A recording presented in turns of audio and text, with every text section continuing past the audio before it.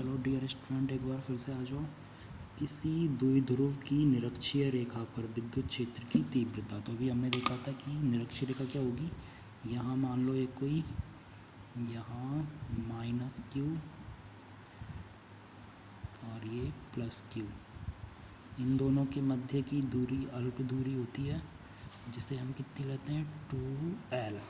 ठीक है, अब देखो -q के कारण जो विद्युत क्षेत्र की तीव्रता जो होगी वो कुछ इस लाइन पे होगी, वो भी देखेंगे कितनी होगी, और ऐसे ही इसके कारण होगी वो इधर होगी। अब सुनो, -q के कारण किधर होगी, ये -q कारण किधर होगी, -q कारण होगी, माइनस कारण होती है किधर, आवेश की दिशा में। तो आवेश किधर है, इधर होगा। ये मान लो 1 और ये वाली मान लो भाई 2, तो हो जाएगी तुम्हारी E1। अब इधर देखो +q के कारण किधर होगी, इधर की तरफ हो जाएगी, ये होगी तुम्हारी E2। अब आगे देखो, यहाँ ये वाली E1 ये वाली E2, ये दोनों के मध्य का जो कोण है वो कितना है, थीटा। तो यहाँ से एक चीज़ तुम्हें समझनी होगी कि ये पूरी दूरी है 2l। यदि हम एक मध्य बिंदु L की बात करें, ये मध्य बिंदु है, इसकी दूरी L, और यहाँ से लेकर के ये वाली दूरी भी L, और इस मध्य बिंदु को मिला दिया मैंने इससे। तो यहाँ से जो ये वाली दूरी होगी कितनी होगी, x। अच्छा, जब ये दोनों दूरी बराबर हैं तो ये कोण कितना होगा, 90 डिग्री का होगा। ये वाला कोण कितना होगा, 90 डिग्री का। अब यहाँ से लेकर के यहाँ तक की दूरी, ये वाली दूरी मान लो स्मॉल r, और ये वाली दूरी भी कितनी होगी, स्मॉल r। दोनों दूरी हमने क्या मान ली, बराबर मान ली। अब आगे देखिए, जब ये दोनों दूरी होंगी बराबर तो हम यदि निकालें E1, हम क्या निकाल रहे हैं, E1 निकाल रहे हैं। तो देखो E1 कौन सा होगा, इसके लिए इस पहले -q के कारण, तो दूरी कितनी है r, तो kq/r²। ऐसे यदि हम निकालें E2 निकालें, 2 कौन सा होगा, इसके लिए ये भी आवेश कितना है q, बीच की दूरी कितनी है r, तो यहाँ भी कितना होगा kq/r², ये होगा। इसका मतलब हम बोल सकते हैं कि E1 बराबर E2 बराबर E, ये होगा। अब इधर देखो, ये वाला कोण कितना है, थीटा। तो यहाँ से मैं यहाँ पे एक बना रहा हूँ, इसे ढंग से देखना, एक सेकंड रुको। ये यहाँ पे इधर की तरफ था ये वाला E2 था, ये वाला था E2, इधर ये वाला कितना था, E1। ठीक है जी, ये वाला था E1। ये वाला कोण कितना है, थीटा। अच्छा, यदि ये वाला कोण है थीटा, यदि हम ऐसे बनाएं, इस पे यही बन रहे हैं, तो ये वाला कोण भी कितना होगा, थीटा होगा। तो ये वाला कोण कितना हो जाएगा, थीटा। अब यहाँ पे तो मैं ये ध्यान रखनी है कि यदि ये वाला कोण है थीटा, तो ये वाला कोण भी कितना होगा, थीटा। तो यदि हम इसके घटक बनाएं तो इस E1 के कारण, एक तो इधर की तरफ होगा, कितना होगा E1, इधर थीटा है तो cos थीटा, और इस E1 के कारण इधर की तरफ हो जाएगा E1 sin थीटा। फिर ऐसे इधर देखो E2 के कारण, ये वाला कोण है थीटा, तो इस E2 के कारण एक इधर होगा, कितना होगा E2 cos थीटा। जिधर होता है कोण वहाँ आता है cos, जिधर कोण इधर होता है साइन, इधर क्या आएगा E2 sin थीटा। अब देखो ऊपर भी E2 sin थीटा, नीचे E1 sin थीटा, दोनों एक दूसरे के विपरीत दिशा में हैं, साइन साइन बराबर हैं। अब देखो E1 और E2 कैसे हैं आपस में, पहले से ही बराबर हैं। तो इसका मतलब कि ये जो इनके घटक बने, उनके जो लंबवत घटक हैं वो एक दूसरे के मान को क्या कर देंगे, शून्य। इसका मतलब कि जो E नेट जो आएगा, E जो परिणामी आएगा, वो केवल कौन से घटकों के कारण आएगा, ये जो हैं इसके समांतर घटक, कौन से, एक E1 cos थीटा और दूसरा E2 cos थीटा, उनके कारण ये आएगा। तो हम लिखेंगे यहाँ पे, तो हम क्या लिखेंगे,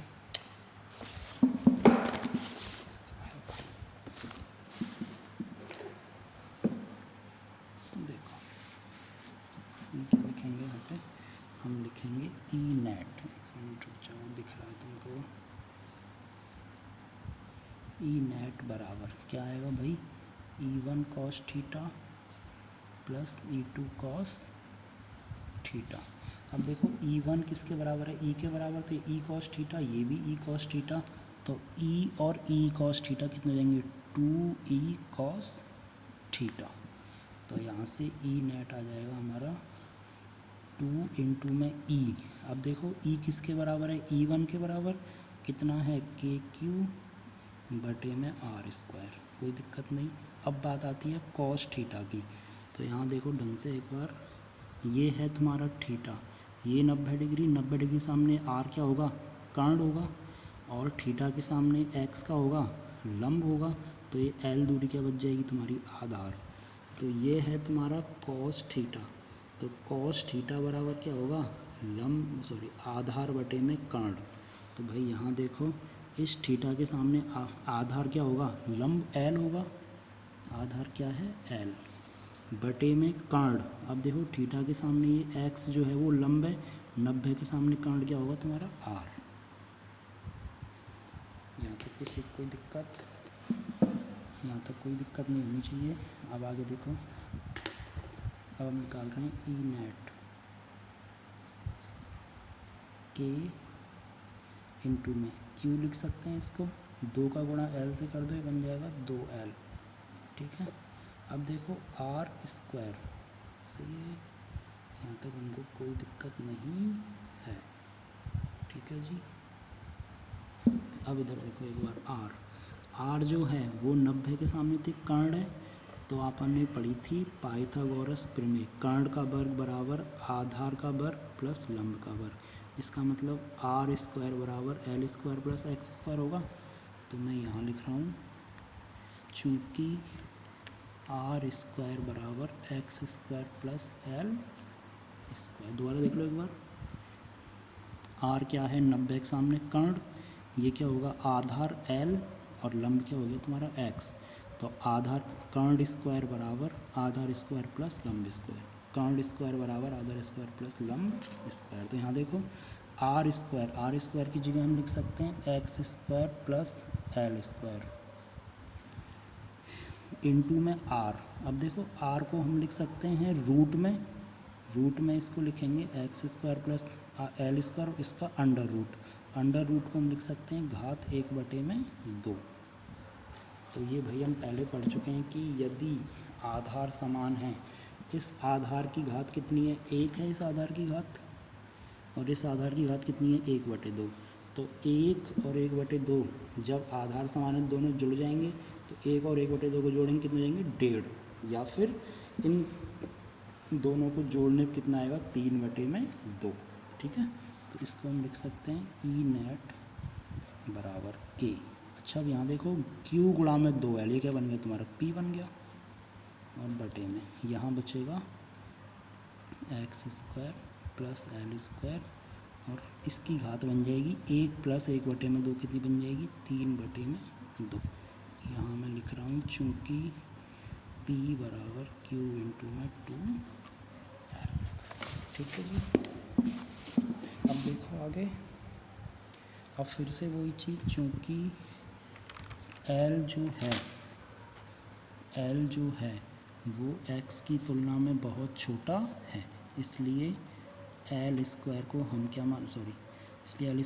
क्या मानेंगे टेंस टू 0 या 0 मानने पर। तो देखो ये समीकरण बन जाएगा अपना ई नेट बराबर क्या है ऊपर KP, नीचे देखो यदि L स्क्वायर हो गया 0 तो एक्स स्क्वायर की घात आ जाएगी 3/2। सॉरी यहाँ देखो ई नेट बराबर KP बटे में एक्स की घात 3/2।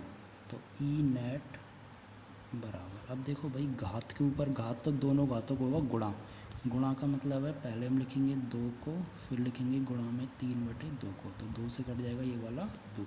इसका मतलब ऊपर तो रह गया KP और नीचे आ गया खाली x की घात 3।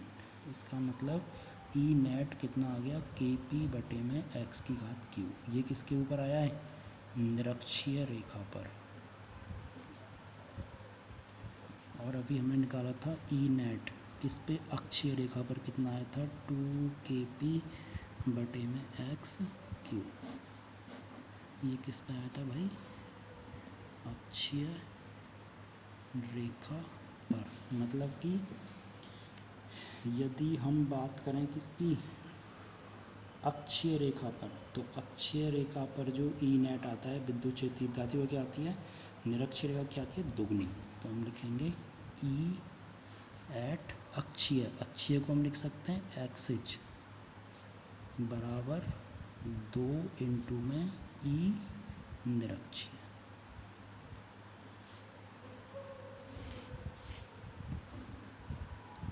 पेपर में ऐसे भी पूछ सकते हैं एक सीधा सा क्वेश्चन, जैसे उसने बोल दिया कि यदि किसी विद्युत द्विध्रुव के लिए उसकी अक्षीय रेखा पर विद्युत क्षेत्र की तीव्रता का मान उसने कुछ भी दे दिया, और उसने पूछ लिया कि उसकी निरक्षीय रेखा पर E का मान कितना होगा, तो क्या हो जाएगा, जो भी उसने दिया उसमें भाग दे देंगे कितने का, 2 का।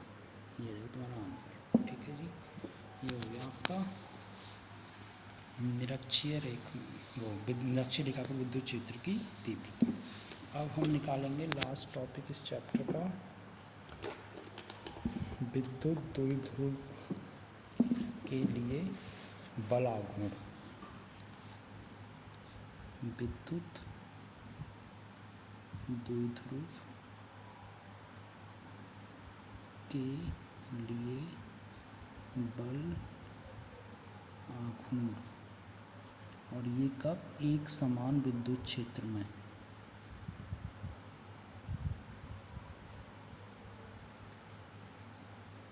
एक समान विद्युत क्षेत्र में।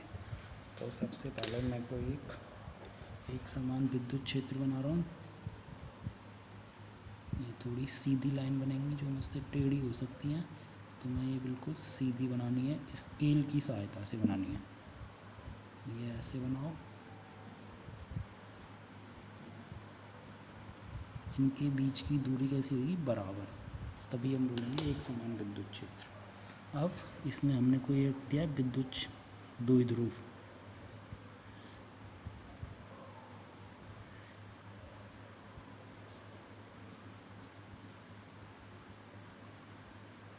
ये भाई मान लो ये वाला इसका है -q सिरा, और ये वाला इसका है +q सिरा।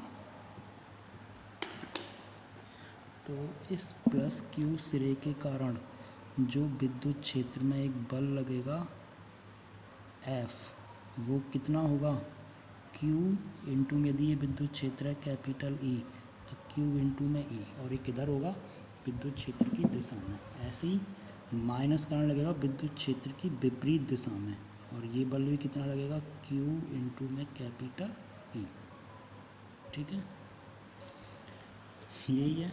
अब हमें निकालना है बल आघूर्ण। बल आघूर्ण से मतलब क्या होता है कि जब ये वाला +q और ये वाला -q, यदि यहाँ ये इसका केंद्र हो गया, ठीक है, तो जब ये इस विद्युत क्षेत्र में होगा तो ये इसे ऐसे ले जाने की कोशिश करेगा, क्योंकि माइनस ले जाएगा ऊपर, प्लस लाएगा नीचे, तो ऐसे घूमेगा ये। तो जब ये घूमेगा तो घूमने के कारण क्या बनेगा, एक बल आघूर्ण। और बल आघूर्ण क्या होता है, बल इंटू में लंबवत दूरी। ठीक है, तो हमारे पास दोनों के लिए बल तो है, इस वाले के लिए बल ये रहा, इस वाले के लिए बल ये रहा। अब हमें चाहिए लंबवत दूरी, बस इसमें हमें लंबवत दूरी निकालनी है। ठीक है जी, अब देखो हमें निकालना है टॉ नेट। तो जो टॉ नेट जो आएगा वो दोनों बल आघूर्णों को जोड़कर टॉ1 प्लस टॉ2। टॉ1 मान लो किसके कारण है, +q के कारण, और टॉ2 किसके कारण है, -q के कारण।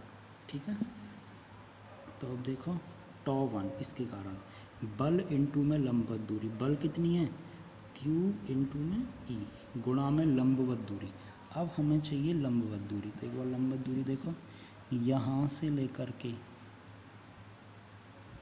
ये वाला चित्र मैं बना रहा हूँ, ये ऐसे है, ये ऐसे, ये है इसका केंद्र बिंदु। यहाँ से दूरी कितनी होगी, L होगी, ठीक है। और यहाँ पे है कौन सा, ये वाला बल तुम्हारा QE। हमें चाहिए लंबवत दूरी, कौन सी होगी लंबवत दूरी, होगी ये वाली दूरी। ये वाली दूरी क्या होगी, लंबवत दूरी। अब देखो भाई, ये वाला जो है, ये जो द्विध्रुव था, ये मान लो कितने कोण पर है, ये वाला द्विध्रुव है थीटा कोण पर। ये वाला कोण कितना है, थीटा। यदि ये वाला कोण थीटा, तो ये वाला कोण भी कितना होगा, थीटा होगा, ठीक है। अब हमें चाहिए ये वाली दूरी, तो थीटा के सामने ये की दूरी क्या होगी, लंब होगी, लंब। और ये लंब बताते क्या होगी, 90 डिग्री। तो 90 के सामने क्या होगी, कर्ण होगी। तो यदि मैं निकालूँ लंब बटे में कर्ण, तो लंब बटे में कर्ण क्या होगा, लंब बटे में कर्ण होगा तुम्हारा साइन थीटा, ठीक है। तो यहाँ से जो लंबवत दूरी होगी वो ये वाली दूरी होगी, ठीक है। मैं कहाँ बताऊँ, इधर बता देता हूँ, चलो यहाँ देखो, हमें चाहिए ये वाली दूरी। तो यदि हम ये वाली दूरी निकालेंगे तो क्या होगी, पहले मैं मान लो यहाँ से निकाल रहा हूँ, साइन थीटा बराबर क्या होगा, लंब। तो थीटा के सामने लंब होगा ये वाली दूरी, कुछ भी मान सकते हैं, इसको मान सकते हैं x बटे में कर्ण। अब देखो कर्ण, 90 के सामने कर्ण क्या होगा, L होगा। तो ये वाली दूरी जो मैंने x मानी है वो आ जाएगी तुम्हारी L इंटू में साइन थीटा। ये वाली दूरी कितनी आ जाएगी, L इंटू में साइन थीटा। और यही दूरी मुझे चाहिए थी, लंबवत दूरी कितनी आ गई भाई, L साइन थीटा। ये दो गई टॉ 1 के लिए। ऐसे में निकालेंगे टॉ 2। टॉ 2 कौन सा, ये रहा। इसके कारण बल तो होगा QE गुणा में लंबवत दूरी। अब फिर से देखो लंबवत दूरी, अब की बार चाहिए इसके लिए, ये इधर लग रहा है QE। अब लंबवत दूरी कौन सी होगी, ये वाली दूरी होगी, ये वाली दूरी। एक बार दोबारा देख लो, ये वाली दूरी होगी लंबवत दूरी। तो हमें फिर से इसका मान निकालना है। जब ये वाला थीटा, देख लो यहाँ से, ये वाला थीटा और यहाँ से ये दूरी कितनी है, L है। तो ये वाला कोण भी कितना होगा, थीटा ही होगा। ये वाला कोण भी कितना होगा, थीटा। तो बिल्कुल ऊपर वाला चित्र बन रहा है सेम। तो इसका मतलब ये दूरी भी कितनी आएगी तुम्हारी, L साइन थीटा। तो भाई ये दूरी भी कितनी आ गई, L साइन थीटा। तो देखो दोनों की दोनों ही बराबर हैं, QE L sine theta, QE L sine theta. एक और एक को जोड़ते हैं तो दो होते हैं, तो ये एक भाग और ये एक भाग, तो एक और एक दो भाग हो गए। किसके हुए दो भाग, Q इंटू में E इंटू में L इंटू में साइन थीटा। तो यहाँ से अपना टॉ नेट आ जाएगा,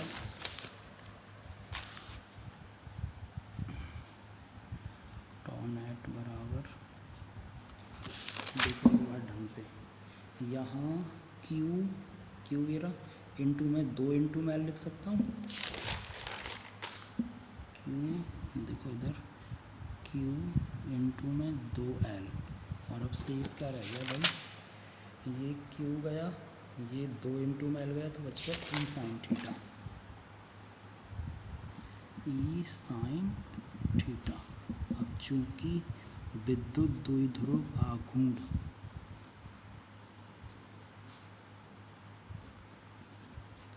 इसको हम लिखते हैं P से बराबर ही होगा Q इंटू में 2L।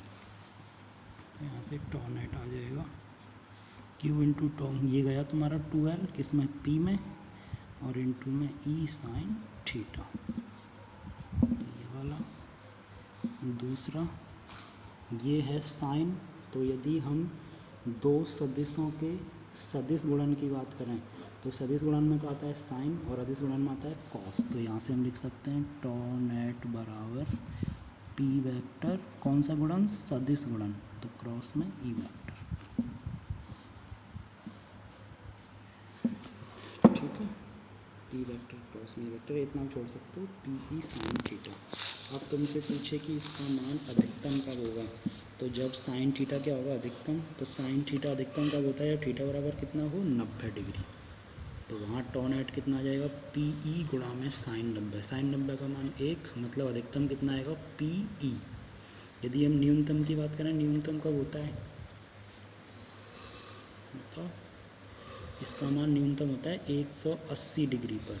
तो साइन थीटा बराबर लेंगे 180 डिग्री, तो साइन 180 का मान कितना होगा -1, तो कितना आ जाएगा -के PE। और यदि कोई बात करेगी जीरो कब होगा, तो साइन जीरो का मान क्या होता है 0 डिग्री, 0 डिग्री पे जीरो आएगा। तो ये तुम्हारा ये वाला चैप्टर करीब करीब हो गया है कंप्लीट। आराम से इस वीडियो को देखना, इसके ऊपर जो सवाल हैं उनको करना। इसके बाद अगली वीडियो बनाऊंगा मैं चैप्टर नंबर 2 की। Okay bye.